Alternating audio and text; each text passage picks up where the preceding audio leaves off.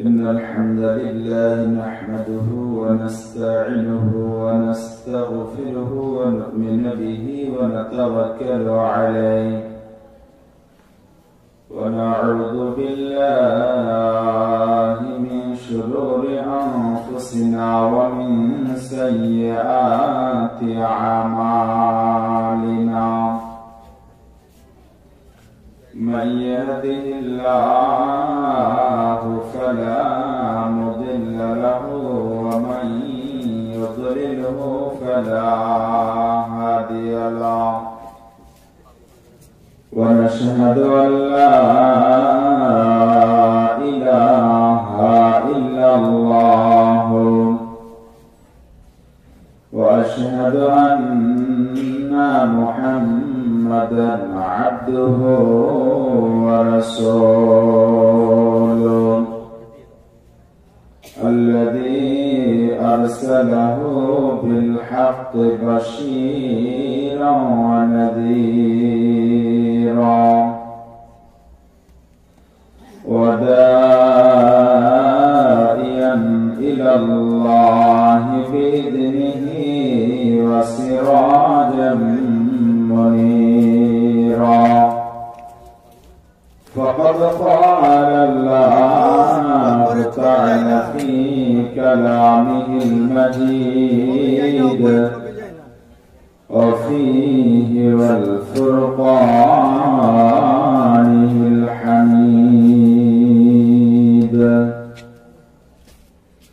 أعوذ بالله من الشيطان الرجيم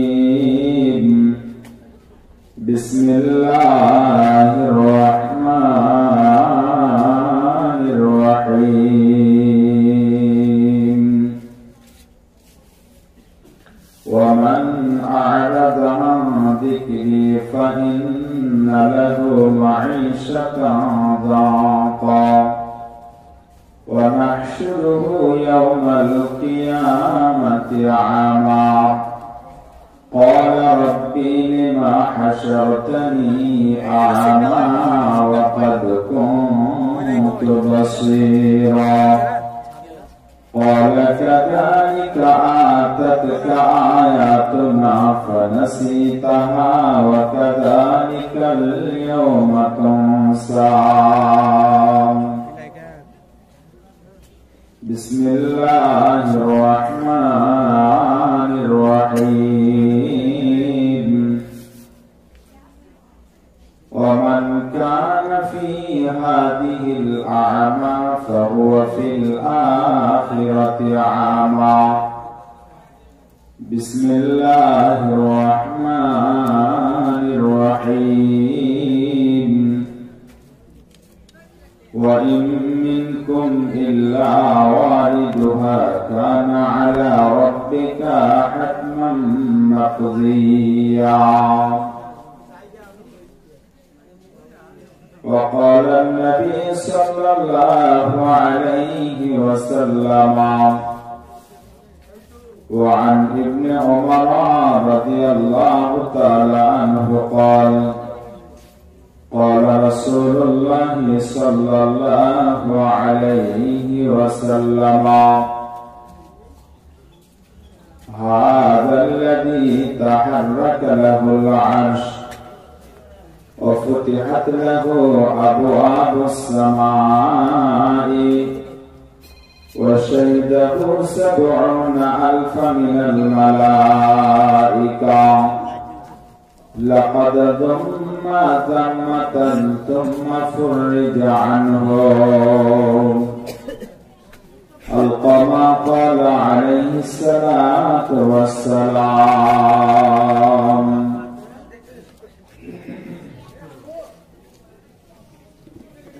আমার দয়াল আল্লাহ গো তুমি ক্ষমা করো গো আমার দয়াল মাবুদ গো তুমি মাফ করো গো গুনাহগার বান্দা মোরা তুলেছি দোহাই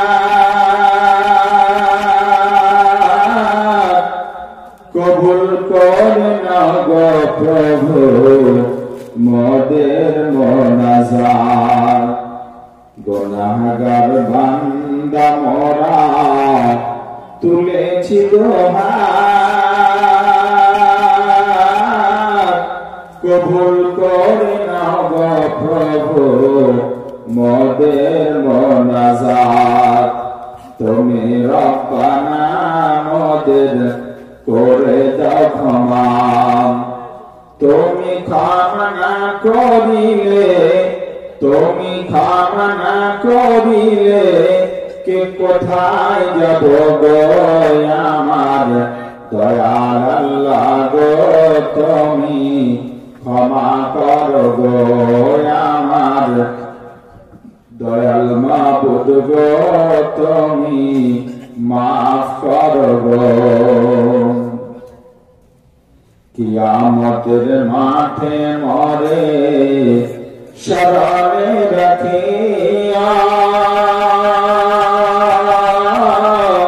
জাহান্নামের আগুন হতে বাঁচায়া নিও তুমি রহমান মোদের না করো অপমান তুমি রহমান মোদের না করো অপমান জাহান্নামের আগুন হতে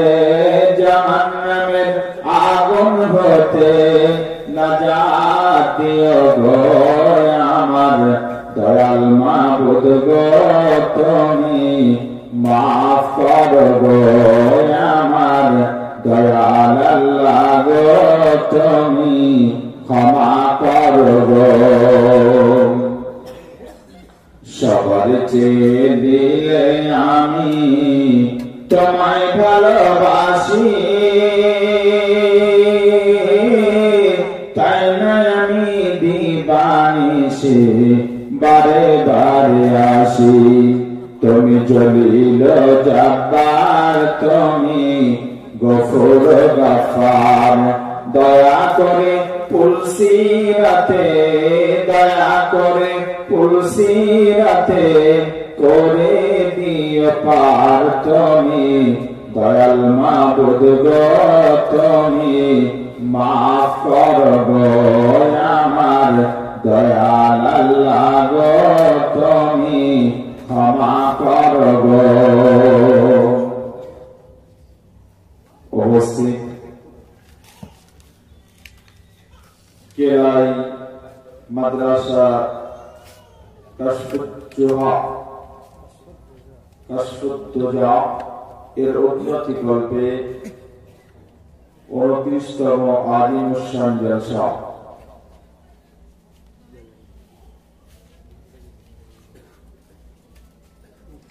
স্থান হলো কেরাই নলাডাঙ্গা থানা খড়গ্রাম মুর্শিদাবাদ আজকে 6 মার্চ 2024 সাল আজকের এই জলসা সুনাম ধন্য এলাকার কৃতি সন্তান সমান শ্রদ্ধেয় ব্যক্তিত্ব জনাব মাওলানা ফিরোজ আলম শামসী সাহেব হেড মুদারিস ভগলদিঘি মাদ্রাসা আতাআল্লাহু উমরাহু ফি হায়াতি সকলে বলি আল্লাহুম্মা আমিন জনাব মাওলানা শামসুল হক সাহেব প্রধান শিক্ষক অত্র মাদ্রাসা আমার আগে বক্তব্য রেখে ধর্ণা করেছেন কারি সাইদুর রহমান সাহেব মাওলানা জাকারিয়া সালাফি সাহেব মাওলানা ইসমাইল মাদানী সাহেব আল্লাহ তাআলা সকল বক্তার কথাগুলোকে আজকে আমরা যেন আমলে পরিণত করতে পারি আল্লাহ এই তৌফিক তুমি আমাদেরকে দান করো আমিন মঞ্চ ভূমিষ্ঠ ওলামায়ে কেরাম মাদ্রাসার পরিচালক কমিটিবৃন্দ সর্বোপরি আপনারা যারা বিভিন্ন গ্রাম থেকে এসে উপস্থিত হয়েছেন আপনাদের শ্রেণীগতভাবে সকলের জন্য আল্লাহ তাআলার দরবারে দোয়া দরখাস্ত করি যে মাবুদ, নারী পুরুষ ছোট বড় নির্বিশেষে সকল শ্রোতার জীবনের গুনাহগুলো আল্লাহ আপনি মাফ করে দেন এবং ঈমানের সহিত সহি আমল করে যেন ইহকাল থেকে পারলৌক গমন করতে পারি, তৌফিক আমাদের বক্তা শ্রোতা সকলকে দান করুন, আমিন। ভাইজান, আমি আপনাদের কাছে নতুন মানুষ,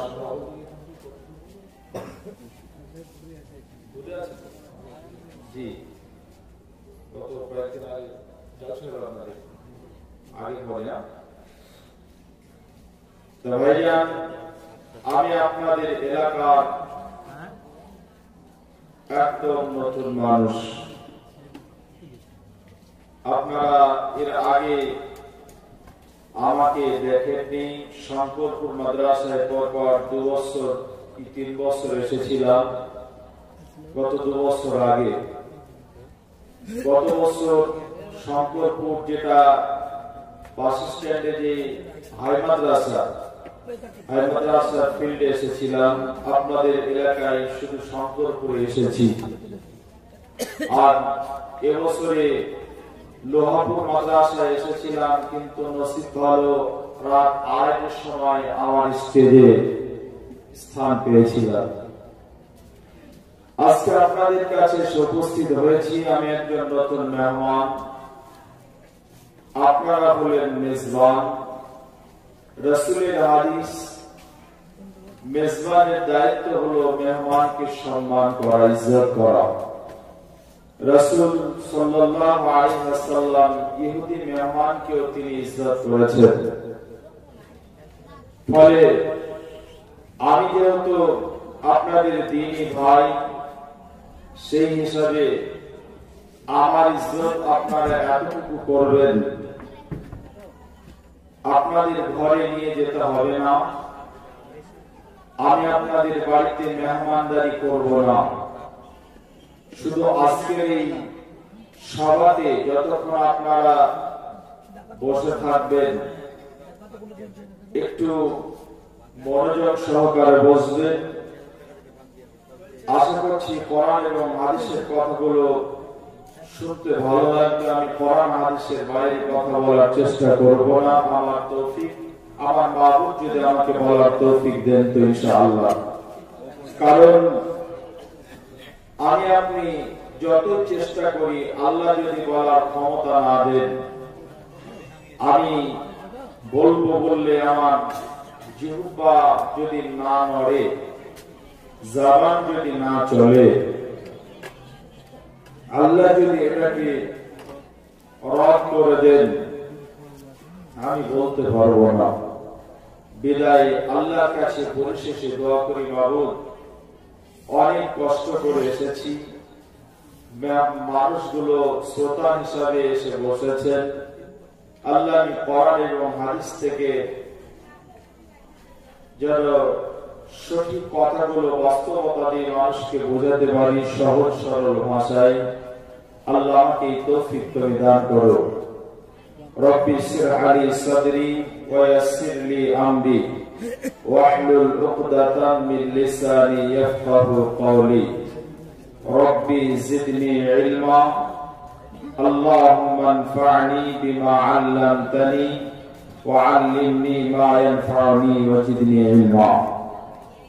আল্লাহ তাআলার দরবারে দোয়া দরখাস্ত করলাম, আল্লাহ কবুল করুন। ভাইয়া, আমি আপনাদের সামনে বক্তব্য রাখার আগে আপনাদের মূল্যবান সময় থেকে 1.5 থেকে 2 মিনিট চেয়ে নিচ্ছি।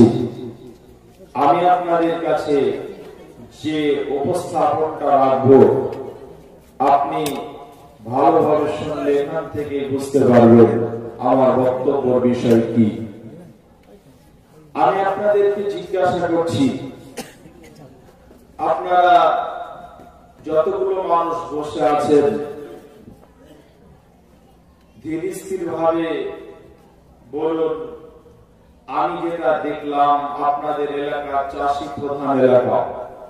জি ঠিক বলছি না ভুল বলছি? চাষী প্রধান এলাকা। চাষী যখন চাষ করেন, আপনাদের এলাকায় ধান চাষ হয়। ধান চাষ করলেন, ধান চাষ করতে গিয়ে একটা কথা বলে দিই মিডিলে, মা বোন আপনার বিরক্ত হচ্ছে, প্রজেক্টের মাধ্যমে যে দেখছেন এটা একটু ডিস্টার্ব হচ্ছে, উনি সারার চেষ্টা করছেন, আপনারা আমার আওয়াজটা শুনুন, চুপচাপ বসুন, উনি সারছেন, সারতে সময় দেন।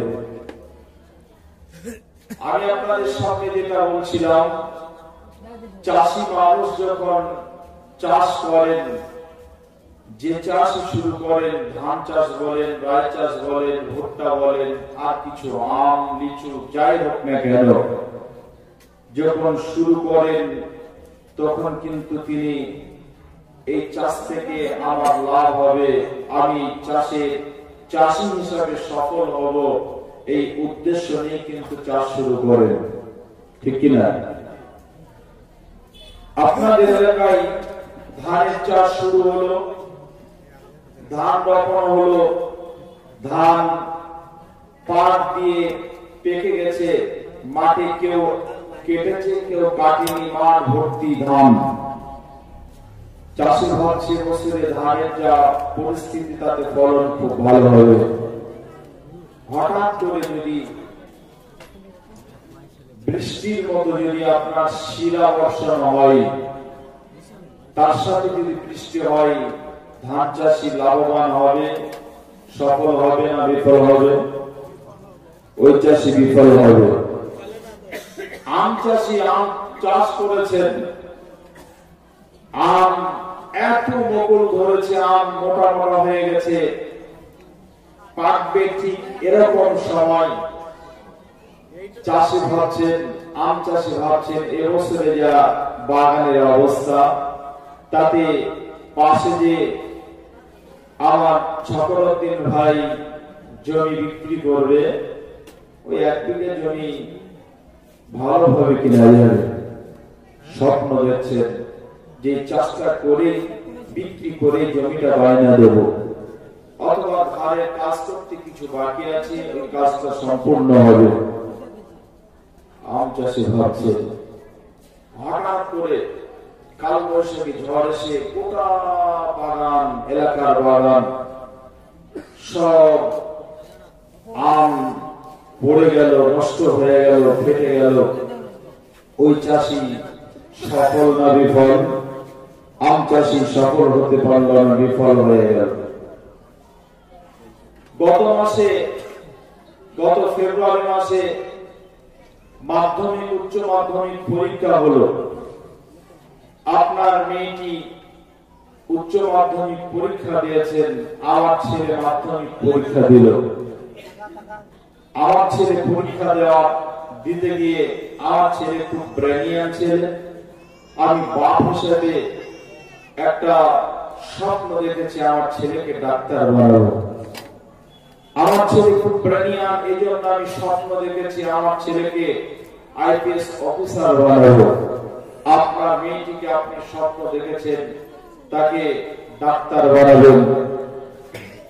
আপনার মেয়ে, আমার ছেলে মাধ্যমিকে সে 2টো সাবজেক্টে ব্যাক পেল, 5 নাম্বার তুলতে পারল না। আপনার মেয়ে উচ্চ মাধ্যমিকে ফেল করলো, পাস করতে পারল না। বাপ হিসাবে আমরা কিন্তু বিফল। আমার ছেলেকে যখন 11 ক্লাসে অ্যাডমিশনের জন্য নিয়ে যাচ্ছি, আমার এলাকার যে স্কুলে নিয়ে যাচ্ছি, হেডমাস্টার খুব ভালো, আমার সাথে খুব ভালো সম্পর্ক। মাস্টার মশাইকে বলছি, স্যার আমার ছেলেটাকে 11 ক্লাসে অ্যাডমিশন নেন। স্যারকে আমি সব কাগজগুলো দিলাম, উনি একটা একটা করে দেখার পর আমাকে বলছেন, আপনার ছেলে পরীক্ষায় ফেল করেছে, সফল হতে পারেনি, বিফল হয়ে গেছে। ওই ছেলেটিকে কি ভর্তি নেবে? ভর্তি নেবে না। ওই মেয়েটি যেমন সফল হতে পারলো না, মেয়ের বাপ যেমন সফল হলো না, আমি ছেলের বাপ, আমিও সফল হতে পারলাম না, সফলতার স্বপ্ন ছিল আমার ব্যর্থ হয়ে গেল। আল্লাহ তাআলা ব্যবসাদার যারা ব্যবসা করছেন, ব্যবসা যদি লস লেগে যায়, প্রথম বছরে লস হলো, আবার দ্বিতীয় বছর লাভের অনেক আশা করে আবার যখন ব্যবসা শুরু করলো, দ্বিতীয় বছরেও সে লস লেগে গেল, ওই ব্যবসাদারকে কিন্তু সফল ব্যবসাদার বলা যাবে না, তাকে বিফল ব্যবসাদার বলা যাবে। ঠিক একইভাবে আমি আপনি দুনিয়াতে আছি, আল্লাহ আমাদেরকে পাঠিয়েছেন একটা উদ্দেশ্য নিয়ে আমরা এসেছি। আমরা যদি দুনিয়াতে আল্লাহ তাআলার পুঙ্খানুপুঙ্খ রূপে যদি কাজ করতে না পারি, তাহলে আমাকে আপনাকে দুনিয়াতে সফল মানুষ বলা যাবে না। আল্লাহ তাআলা আখিরাতে একটা জীবন রেখেছেন, সেই জীবনে কিন্তু আমরা উত্তীর্ণ হতে পারবো না, আমরা বিফল হয়ে যাব। আজকের আমার বক্তব্যের বিষয় হবে সফলতা বনাম বিফলতা, সফল কারা বিফল কারা। এ বিষয়ে কোরআন এবং হাদিস থেকে কিছু কথা আপনাদের সামনে আলোচনা করব ইনশাআল্লাহ তাআলা। চলুন আগে যাই, আলোচনা শুরু করি। বিসমিল্লাহির রহমানির রহিম। ওয়ামান আ'রাদা আন যিকরি ফাইন্না লাহু মা'ঈশাতান যানকা ওয়া নাহশুরুহু ইয়াওমাল কিয়ামাতি আ'মা ক্বালা রাব্বি লিমা হাশারতানি আ'মা ওয়া ক্বাদ কুনতু বাসীরা قال كذلك آتتك آياتنا فنسيتها وكذلك اليوم تنسى। আল্লাহ তাআলা বলেন ওয়ামান আরাদা আন যিকরি, যে মানুষগুলো মানে হলো মুখকে ফিরিয়ে নেওয়া, এরাজ করা, যে মানুষগুলো মুখকে ফিরিয়ে নিল। আপনারা আমার দিকে মুখ করে বসে আছেন, আমি আপনাদের দিকে মুখ করে বক্তব্য রাখছি, এটাকে মুখামুখি বলা হয়। এখন আপনারা সকলে যে আমার দিকে মুখ করে আছেন, আমার দিকে যদি পিছন করে দেন আর পিছন দিকে যদি মুখ করে দেন, তাহলে আপনাদেরকে বলা হবে এরাজ করা। আপনারা আমার কাছ থেকে এরাজ করলেন, মুখকে ফিরিয়ে নিলেন। আমি যদি স্টেজে পিছন দিকে মুখটা করিনি, তাহলে আপনাদের কাছ থেকে আমি এরাজ করলাম। আল্লাহ বলছেন যে মানুষগুলো আমার কোরআন থেকে নিজেকে মুখকে ফিরিয়ে নিল, নিজেকে সরিয়ে নিল। আল্লাহ তাআলা আল্লাহ রাব্বুল আলামিন বলছেন ওয়ামান আ'রাদা আন যিকর, যিকিরের এখানে অনেক অর্থ নিয়ে আসা হয়েছে। আল্লামা ইবনে কাসির রাহমাহুল্লাহ আলাইহি যে অর্থটা নিয়ে এসেছেন, ওই অর্থটার জন্য বলা হয়েছে, ওই অর্থটাই হলো এক নম্বর কোরআন। আমার আল্লাহ বলেন যিকিরের অর্থ হলো এক নম্বর কোরআন। ফাযাক্কির বিল কোরআন মাইয়াখাফু ওয়াঈদ। কোরআনুল কারীমে আল্লাহ তাআলা 50 নম্বর একটা সূরা দিয়েছেন, ওই সূরাটার নাম হলো সূরাতুল কাফ। ওই সূরার 45 নম্বর আয়াতে শেষ অংশে আল্লাহ তাআলা বলছেন ফাযাক্কির বিল কোরআন, যে মানুষগুলো কোরআন থেকে নসিহত গ্রহণ করলো, ফাযাক্কির বিল কোরআন মাইয়াখাফু ওয়াঈদ, কোরআনের ধমককে যারা ভয় পেল, কোরআনে যে কথাগুলো আল্লাহ তাআলা বলেছেন, আল্লাহর ভয় যে রয়েছে, এই আল্লাহর ভয়কে স্মরণ করে যে মানুষগুলো জীবন শুরু করলো, ওই মানুষগুলো সফল হয়ে যাবে। আর যারা কোরআন থেকে মুখকে ফিরিয়ে নেবে, ওই মানুষগুলো সফল হতে পারবে না। যে মানুষগুলো হাদিস থেকে মুখকে ফিরিয়ে নেবে, ওই মানুষগুলো সফল হতে পারবে না। যে মানুষগুলো আল্লাহ রাব্বুল আলামিন বলছেন শোনো, মাদ্রাসাতে কোরআন এবং হাদিসের দার্স দেওয়া হয়, ওই মাদ্রাসাতে কোরআন সুন্দরভাবে পঠন পাঠন করানো হয়। ওই মাদ্রাসা থেকে যদি কেউ মুখকে ফিরিয়ে নেয়, তাহলে ওই লোকটা সফল হতে পারবে না। ও নারী হোক চাই পুরুষ হোক, ছোট হোক চাই বড় হোক, যেই হোক না কেন, ওই লোকটা কিন্তু সফল হতে পারবে না, ওই লোকটা বিফল, ও সফল নয়। আল্লাহ তাআলা বলছেন فذكر بالقرآن من يخاف وعيد بسم الله الرحمن الرحيم ومن أعرض عن ذكري فإن له معيشة ضنكا ونحشره يوم القيامة أعمى যে মানুষগুলো কোরআনের মতো এত দামি কিতাবকে যে মানুষটার জীবনে প্র্যাকটিক্যালি প্রয়োগ করতে পারল না, গোটা পৃথিবীতে যত দামি সম্পদ আছে আল্লাহ বলছেন শোনো, গোটা পৃথিবীর মধ্যে সবচাইতে দামি সম্পদ হলো কোরআন। এই কোরআনের নাম হলো কোরআন, এই কোরআনের নাম হলো নূর, এই কোরআনের নাম হলো হুদা, এই কোরআনের নাম হলো তানজিল, এই কোরআনের নাম হলো ফুরকান। যে মানুষটা এই কোরআনকে নিজের বাস্তবে প্রয়োগ করতে পারবে, আল্লাহ তাআলা বলেন আমি তাকে হিদায়াতের মশাল তার জীবনে জ্বালিয়ে দেব। কোরআন কার বাণী না আল্লাহর বাণী? আল্লাহ তাআলা বলছেন পৃথিবীতে কোন মানুষ যদি আমাকে রব বলে মেনে নেয়, আমাকে অভিভাবক বলে যদি মেনে নেয়, আর আমি যদি তার অভিভাবক হয়ে যাই, ও যদি আমাকে প্রকৃত অর্থে অভিভাবক বলে মেনে নেয়, আল্লাহু ওয়ালিয়্যুল্লাযীনা আমানু ইখরিজুহুম মিনাজ-যুলুমাতি ইলান-নূর। ওই মানুষটা যদি আমাকে অভিভাবক বলে মেনে নেয়, তাহলে আমি আল্লাহ তাকে অন্ধকারের জগৎ থেকে বাইর করে নিয়ে এসে তাকে আমি আলোর মশাল তার হাতে ধরিয়ে দেব। অর্থাৎ কোরআনের মতো এত দামি সম্পদ সে পেয়ে যাবে, সে কোরআনের নূর পেয়ে যাবে, তার জীবন পরিবর্তন হয়ে যাবে।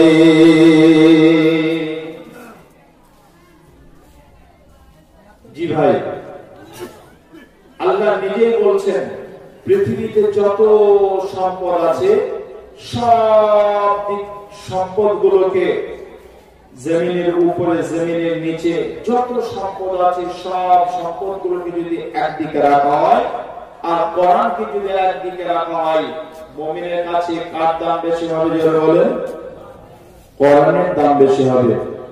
কার কাছে? মুমিনের কাছে। আল্লাহ রাব্বুল আলামিন বলছেন